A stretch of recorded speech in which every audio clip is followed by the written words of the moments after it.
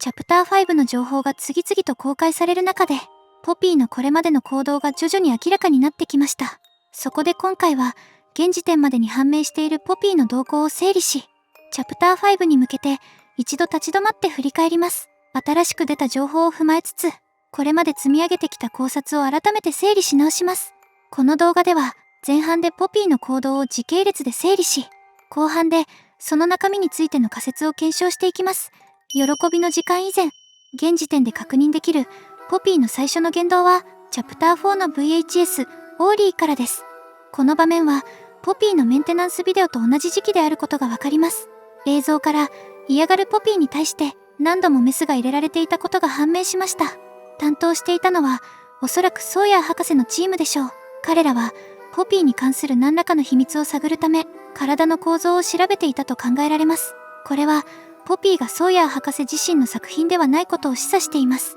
つまり、巨大化計画の実験体ではなかった、ということです。ソーヤーが制作していないため、ポピーの構造を把握していなかった可能性が高いと考えられます。その後、秘密が判明したことで、ポピーは解放されたのでしょう。この出来事はオーリーにも打ち明けられており、彼が強く気にかけていた様子が伺えます。喜びの時間。プロトタイプが計画した喜びの時間。1995年8月8日、プレイタイム社のおもちゃ工場は惨劇に見舞われます。この時、ポピーはケースから抜け出し、プレイケアの学校にいたことが分かっています。目の前で起きた大虐殺を前に、ポピーは強い恐怖を抱いていた様子が描かれていました。その後の状況は、無題のテープに記録されています。そこでは、喜びの時間を望んでいなかったこと、そして、プロトタイプから聞かされていた話とは、実際の出来事が大きく異なっていたことが語られていました。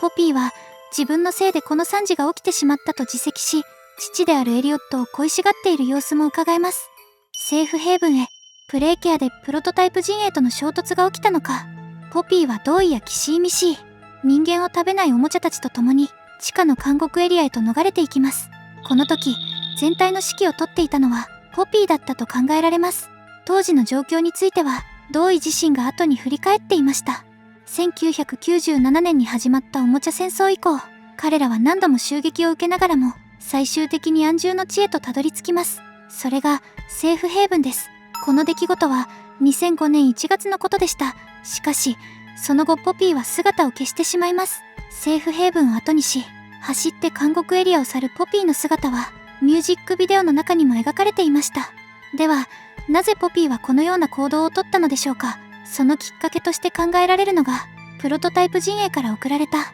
プロパガンダのチラシです。これは事実ではなく仮説ですが、ポピーは仲間のおもちゃたちを守るため、たった一人でプロトタイプの元へ向かった可能性があります。そしてケースへ、ポピーは、主人公が工場に戻ってくるまで、ケースの中に入っていたことが分かっています。主人公が帰還したのは2005年であり、セーフヘイブンが見つかったのは2005年1月でした。この時系列から考えると、ポピーがケースに入っていた期間は10年間ではなく、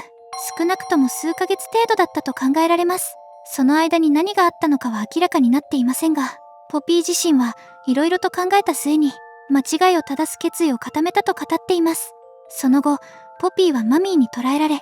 チャプター2終盤まで、天井の操作室でクモの巣に絡め取られた状態で拘束されていました。列車を動かし、主人公を助けたかと思えば、突如として行き先を変更し、プレイケアへと向かわせます。これは、ポピーの計画に主人公が必要だったためであり、彼女は協力を求めてきました。しかし、その結果として列車事故が発生し、あの大惨事に巻き込まれたことで、ポピーの顔にはひびが入ったと語られています。キシーといつ合流したのかは定かではありませんが、この後も二人は行動を共にしていたことがわかります。そして地下へ、キャットナップとの戦いでは、ポピーは音声のみですが、的確な指示を出していました。その後、ポピーは主人公に、喜びの時間の VHS を見せます。主人公と共に地下へ向かう途中、キシーは何者かによって襲撃を受けてしまいます。主人公が下のエリアに着いた後、ポピーはキシーを助けに向かいますが、そこに明確な勝算があったのかは分かっていません。この場面については、現時点で映像資料が存在せず、ポピーが何らかの心当たりを持っていた可能性がある、というところまでしか判断できません。次に姿を現した時、ポピーは負傷したキシーと共に、プロトタイプから身を隠し潜伏していました。その後、セーフヘイブンで同意たちと再会します。主人公がヤーナビーと博士を倒し、オムニハンドを手に入れている間、ポピーはセーフヘイブンに留まっていました。この時、外にいるあいつへの対応を同意に任せ、発電機の修理をオーリーと主人公に託すなど、ポピーは全体を見据えた指示を出しています。また、計画の要となる爆弾の回収は主人公に任せ、ポピー自身はセーフヘイブンで待機していました。棚廃棄ダクト。この場面は、意図的に描写が省かれている可能性が高い箇所です。現時点では移動経路を特定できる資料は存在しませんが、ポピーとキシーは爆発を免れたと考えられます。あなた、何をしたの？なんで同意を殺したの？何が起きたのか分かってるの？この発言には強い違和感を覚えますが、同時に重要な伏線である可能性も浮かび上がってきます。この点については、後半の仮説パートで改めて整理します。その直後、爆薬が仕掛けられていることに気づいたのか、ポピーは何かを思い出したように、主人公とキシーを残して、その場を離れていきます。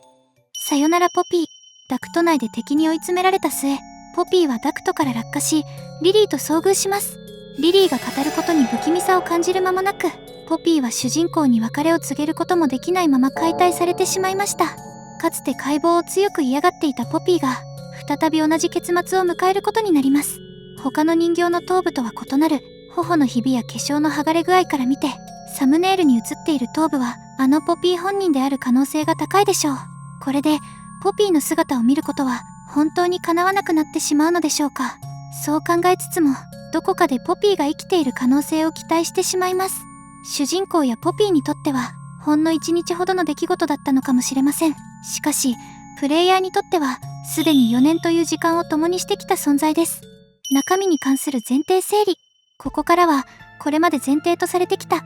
10年間という認識を整理します。このチャンネルを知ってくれた多くの方は、ホラムビが初期に公開した、ポピーは2人いる考察動画をきっかけに知ったのではないでしょうか。これまで、ステラはポピーの中にいる。そして、ケースに入っていた個体こそが、ステラポピーである。という前提で考察を進めてきました。ステラ自身の言葉をもとに、木という存在となったことで、10年間ケースの中にいられた。という解釈です。しかし、セーフヘイブンのミュージックビデオが公開されたことで、ポピーがケースに入っていた期間についても、新たな推測が可能になりました。暫定的ではありますが、喜びの時間の直後に捉えられ、すぐにケースに入れられたわけではないことがわかります。そのため、ケースに入っていた期間は、10年間ではなかった可能性が高くなりました。この前提が崩れたことで、ケースに入っていられた存在が、必ずしもステラポピーである必要はなくなります。仮に、ケースに入っていた期間が1ヶ月程度だったとしましょう。この場合、人間であれば、食事を取らずに生き延びることは困難です。一般的に、人は食事なしでは1週間ほどで限界を迎えます。この点から、ポピーが人間と同じ構造ではないことがわかります。また、仮に食事が不要だったとしても、十分な睡眠が取れていなければ、長期間の維持は難しいでしょう。逆に言えば、深い睡眠状態が保たれていれば、起こされない限り、長期間生存できる可能性も考えられます。ここで思い出されるのが、ポピーのケースの部屋で流れていた、1000年のメロディーです。もしこれが、ポピーを眠らせ続けるための、子守歌のような仕組みだったとしたらどうでしょうか。この過程が成り立つのであれば、ケースの中に長期間いられる条件は、特別な存在に限られたものではなくなります。つまり、ステラである必要はありません。そして、この前提整理によって、先ほど触れたポピーのあの発言に対する違和感にも、一つの答えが見えてきます。ステラポピーは一緒にいた？ここからは、これまでの時系列整理を前提にした仮説の話になります。まず、ポピーの発言を改めて確認します。あなた、何をしたの？なんで同意を殺したの？この言葉は、とっさに出た感情的な叫びというより、同意の身を案じていた人物の反応と考える方が自然です。つまり、同意を以前から知り、彼を気にかけていた人物の言葉だということです。同意の被験体であるマシューを把握していた人物がいます。それが、プレイケアの責任者であった、ステラ・グレーバーです。カウンセラーであるクレアの報告書には、マシューについて、優しく接してほしい、犠牲にしないでほしい、というステラの言葉が残されています。もし、現在行動を共にしているポピーの中身がステラであった場合、結果として同意を死なせてしまった主人公を責めたとしても不自然ではありません。さらに、ステラとキシーのつながりも確認できます。実験体1172の資料から感情的に不安定だったキシーに対し、ステラが回復の手助けしていたことが分かっています。このことからステラは同意ともキシーとも面識があった人物だと言えます。注目すべきなのは、この情報が資料の中心ではなく、付け足すような形で記されている点です。それでもなお、ステラの存在が示されている理由は何なのでしょうか。現在、行動を共にしているポピーは、キシーと一緒に行動し、負傷した際にも気にかけていました。一方で、このポピーがエリオットの娘であるとした場合、同意やキシーとの直接的なつながりは、作中では確認できません。また、キシーや同意と明確な関係を持つ、他の登場人物も見当たりません。作中でキシーと同意の両方に関与している人物は、ステラのみです。この点を踏まえると、現在行動を共にしているポピーこそが、実はステラであったのではないか。そうした伏線が張られている可能性も、十分に考えられるのではないでしょうか。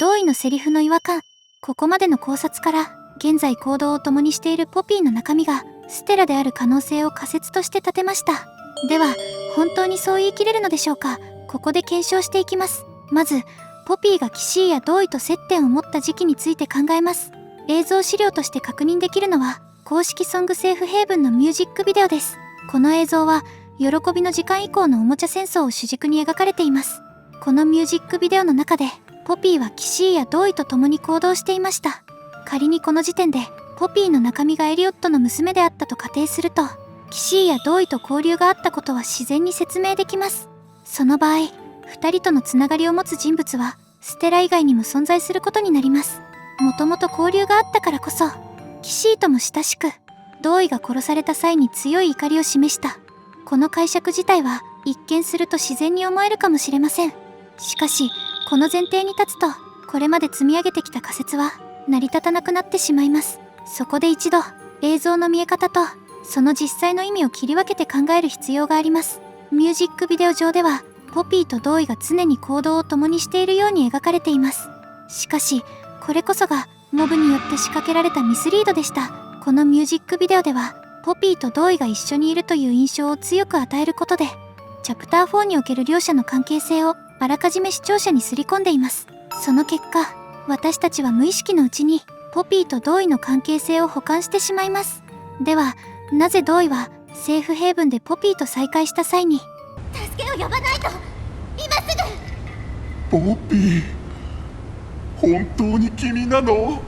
このセリフは、英文でも確認しましたが、日本語版と同様の内容でした。セーフヘイブンでの団結や決別の描写からは、確かに絆の存在が感じられます。それにもかかわらず、再会の第一声として、あの言葉が出てくるでしょうか。ここには、どうしても拭えない違和感が残ります。ここまでの話を一度まとめると、現在行動を共にしているポピーは、ミュージックビデオで描かれたポピーとは、別個体である可能性が高くなります。つまり、このポピーはミュージックビデオに登場したポピーではなく、見た目が全く同じ、いわばステラポピーであり、チャプター3以降、主人公と行動を共にしていた存在だと考えられます。この整理によって、ステラポピー仮説はさらに補強され、今後の考察を積み上げていくための土台が整いました。一方で、ケースに入っていた、いわばオリジナルのポピーについても、その動向を改めて検証する必要があるでしょう。チャプター5では、これらの仮説がどのように回収されるのか、その答えが示されることを、今から楽しみにしたいと思います。この動画が面白かったと感じていただけたら、チャンネル登録と高評価をお願いします。